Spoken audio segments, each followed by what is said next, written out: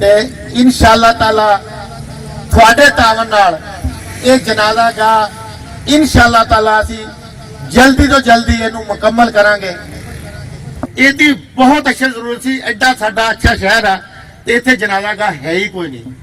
ते मैं दोस्तों का, अपने कौंसलर भरावां दा, अपने मुअज्जिन शहर वालों का बेहद शुक्रगुजार हाँ कि जिन्होंने ये जगह वास्ते भी कोशिश की ते इहदे वास्ते भी कोशिश की। दोस्त रोजाना भाई असलम, मलिक साहब, भाई गफार, भाई नजीर, सारे दोस्त, भाई मनीर ये कहते सी कि इनू जल्दी तो जल्दी शुरू करो तो इंशाअल्लाह अल्लाह के हुक्म नाल इहदा संगे बुनियाद अज आपां सारे जने रल के रख रहे हैं।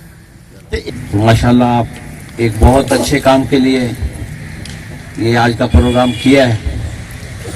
तो पहले अगर आप लोगों के पास जनाजगा नहीं है तो पीरमाल बहुत बड़ा शहर है, यहाँ पे जनाजगा का होना बहुत ज़रूरी है।